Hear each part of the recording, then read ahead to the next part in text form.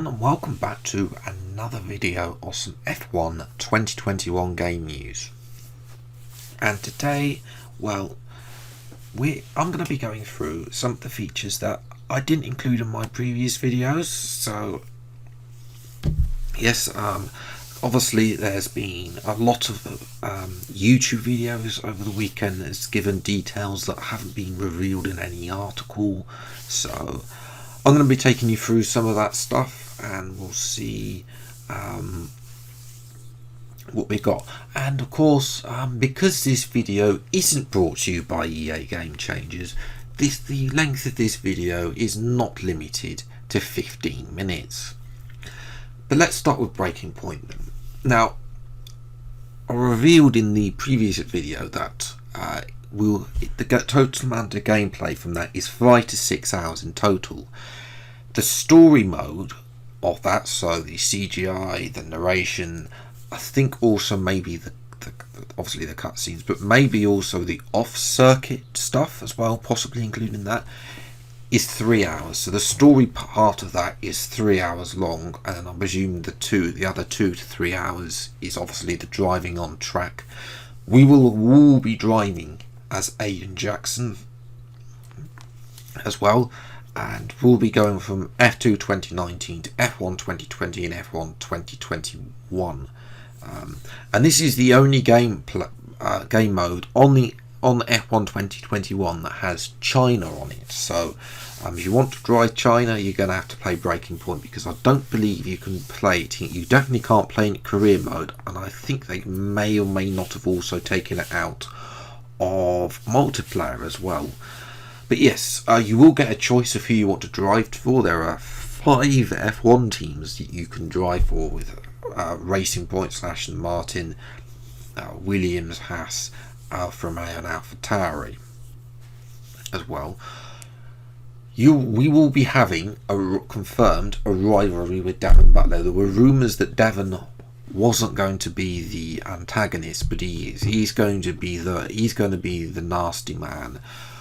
We've also got some details about Kasper Ackermann as well.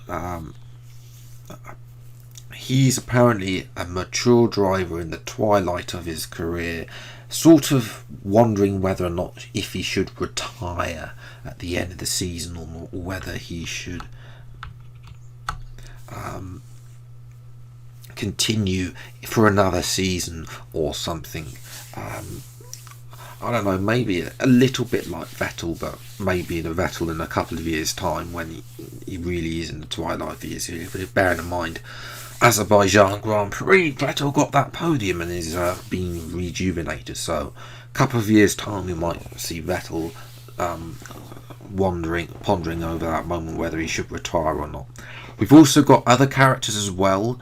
Family of the drivers are in. I believe Aiden's mum is there. Ackermann's wife, I think, is also there as well.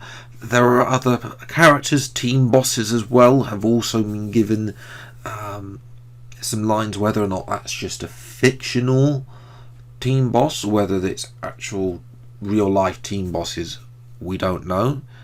The cutscenes, as I mentioned, by the way, were outsourced to who, I don't know, because they've kept that secret. A lot of stuff from Breaking Point has been kept secret, and I don't think we're going to see anything from Breaking Point until maybe either the curfew gets lifted for the bigger YouTubers, those people who are lucky enough to be a part of the EA Game Changers program, or when the game comes out on the 13th of July in a month's time, 1 month, 5 days time.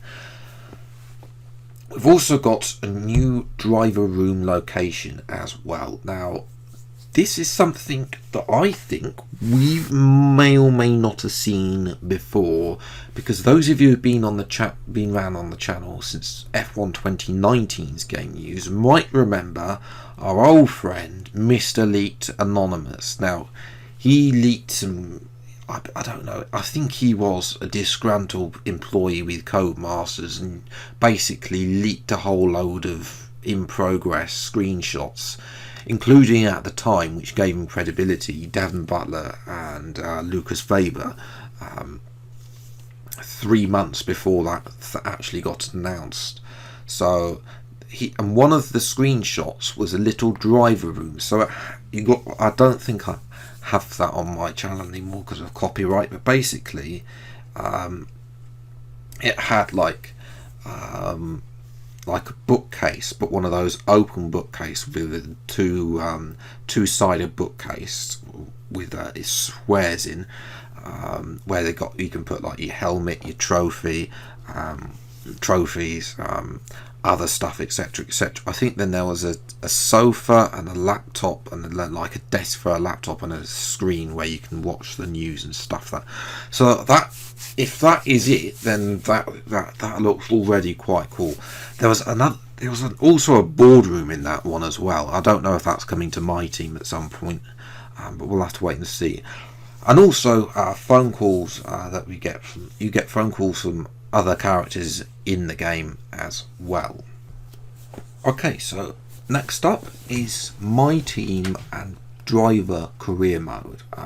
Some of these are related to just My Team, some of these are just related to career mode, driver career mode.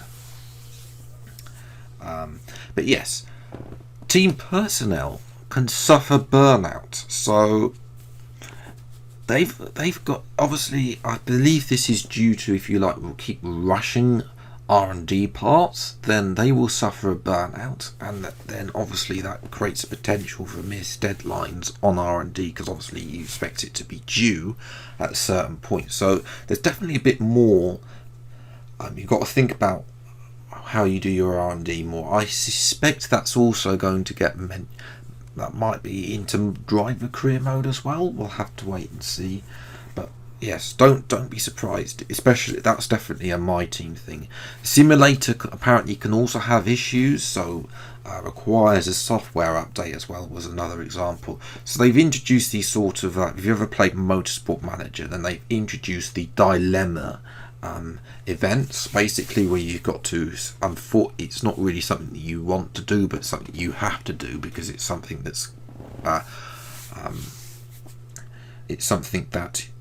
is critical. Otherwise it's something that's gone wrong and you need to fix it, basically. You can also choose the choice of the training that you give to your teammate, as well as you did in F1 2020, but I think it's a little bit less like the activity timeline. You can just choose which it is. I haven't seen any screenplay of that, so it may be part of that. Focus in as well as I've actually seen a screenshot of this now. I couldn't, well, rather a bit of gameplay I can't show you because I haven't got a screenshot of it, but basically it has like a number out of 100 and then a happy face or a sad face. Again, this is mainly related to how well they're performing on track for your AI drivers. I'd love to be able to see this for the entire grid, but I haven't seen it so far. It's definitely just your teammate at the moment. Whether or not it will be for the entire, I imagine that it will be there behind the scenes for the entire grid, but whether or not we get to see it is another thing. There's also a whole load of safety career mode options that I revealed in the previous video, and one of those options is the frequency of the safety car. So those of you who've been moaning that the safety car comes out too much or too less, then you can change how much you want the frequency of the safety car, and also obviously how frequent those AI and player failures are.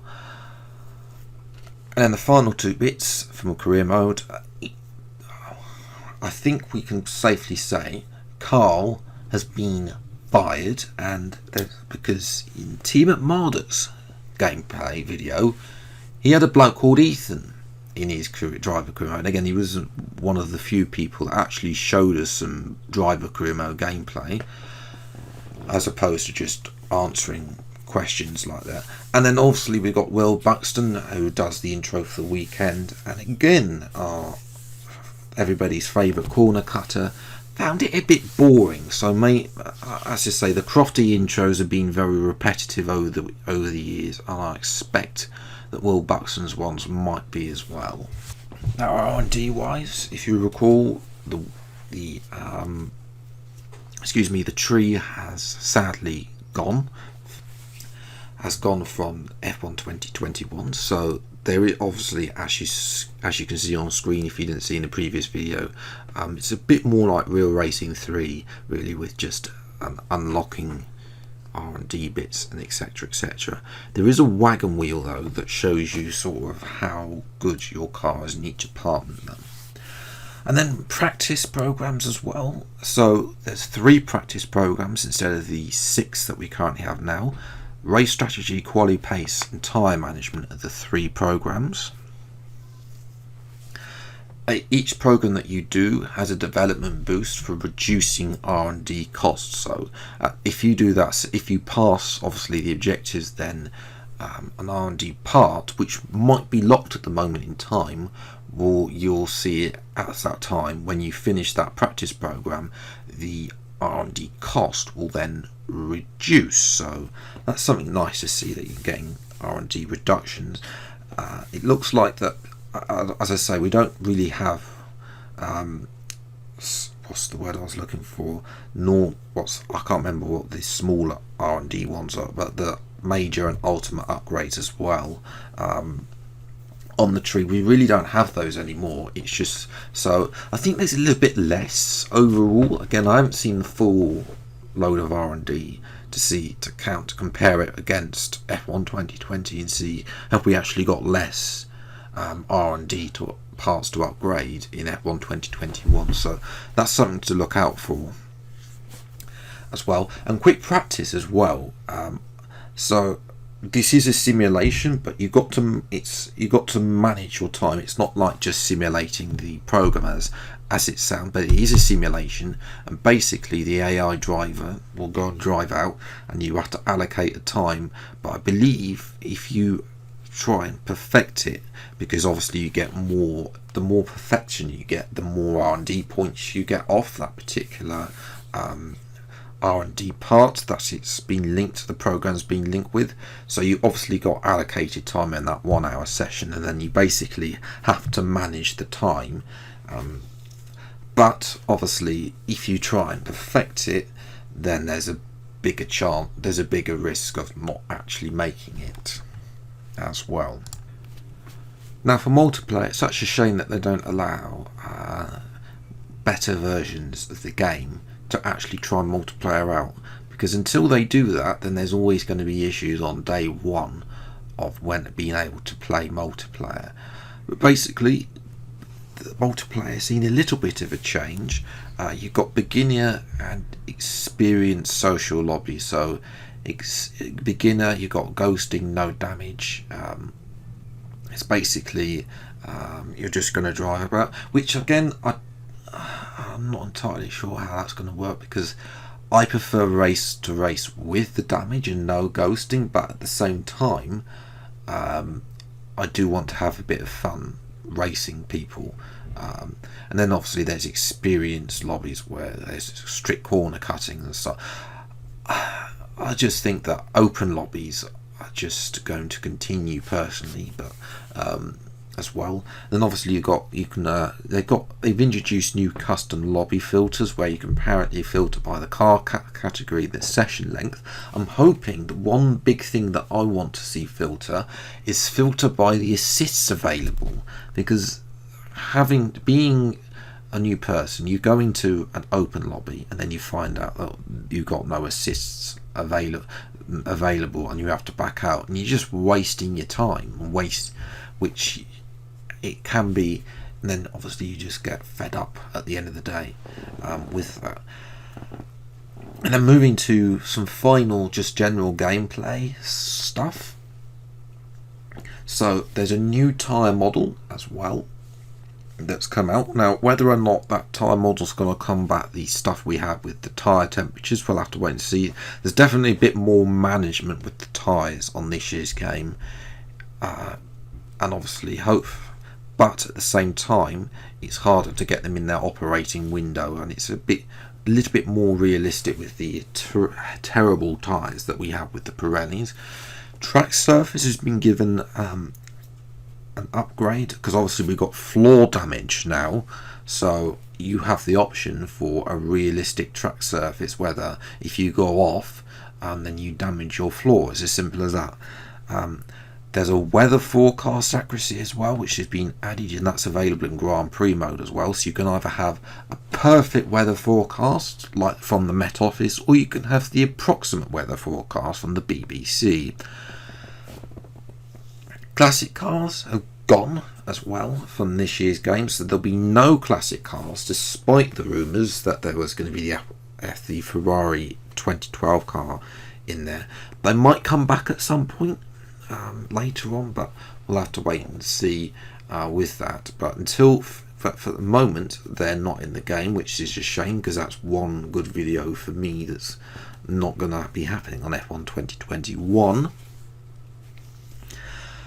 Another really frustrating thing that we also got is Australia and Spain won't be updated. Now, I get it for Australia because I don't think they've actually finished yet, although if they have, they're almost not there. They're almost there with the new track layout. But Spain, I'm sorry, but you've already got the model. All you need to do is divert turn 10. Surely it's not that hard. They managed to redo the pit lane for France in an update back in F1 2018, so surely they should be able to do turn 10. It shouldn't be that hard. Australia, I do get a little bit, while they haven't been able to do it as of yet, but hopefully those two tracks, once Portimao, Imola and that Saudi Arabia has been added, then they can update Australia and Spain. The default HUD is actually what you've been seeing the entire last half of the video. So the speedo, the gears and the RPM is default in the middle. So whereas which is new, because in previous years it's been on the right hand side. I probably will put it back on the right hand side because that's where I prefer it.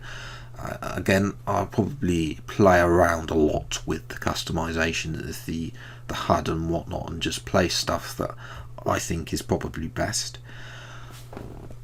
Speaking of damage, I forgot to mention you can also get rear wing damage, and I don't just mean like DRS failures as well. You can actually see little holes start to appear in the rear wing, which I've never seen in real life, so it's not really that realistic. I get the floor damage, I totally get, but is it a little bit too much with those rear wing damage, because it's not really that realistic with seeing holes in the rear wing.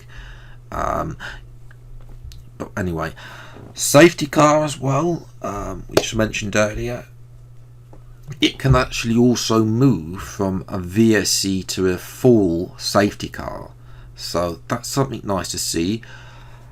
Unfortunately, it does look like that red flags aren't in the game unless they haven't announced it yet as well. Also, there's a new replay system as well, so if you're on PC you can now save those replays. And the best thing as well with those replay system is you can skip entire laps, which is the best thing ever, because trying to fast forward to a particular thing on lap 22 of Grand Prix on those replays after the race, because I've missed it in the race, is the most painful thing ever. Apparently they've also tried to change the AIs, how they pit as well. Whether or not they've done stuff with how we are served with double stacking and stuff as well is yet to be revealed. And last two things, apparently the Aston Martin safety car is apparently going to be in the game. It just isn't been modelled yet. I think the reason why you're seeing the Mercedes safety car in a lot of gameplay is because obviously The Mercedes safety car is the same model that they've had from 2019, so they just copy and paste the model and then apply the paint basically, whereas the Aston Martin is a brand new car. So whether that comes post launch, the Aston Martin, but apparently it is coming. And the final bit of stuff that I've been able to find is something, it's a little small thing, but if you're loading into a session, the settings options is no longer available, which I don't get why they've announced that. Doesn't really make that sense why that has been removed, because if you want to change, if you think this is a little bit too easy, like on a restart, the only way to like up the AI is to quit, come back in, and then change it on that settings menu. So I don't get the benefit of locking that off really. But there we go. Let me know what you think in the comments below about all of the news as well. Don't forget to go and check out the other couple of videos as well that I've done on F1 2021. I do appreciate that the previous one was a little bit out of order in terms of not grouping stuff, unlike this video, so I do apologise about that, but I did literally have about half an hour to put that video together. But yes, that's where I'm going to leave it until the next video. I'll see you next time. Take care, thanks so much for watching, enjoy your day, and goodbye.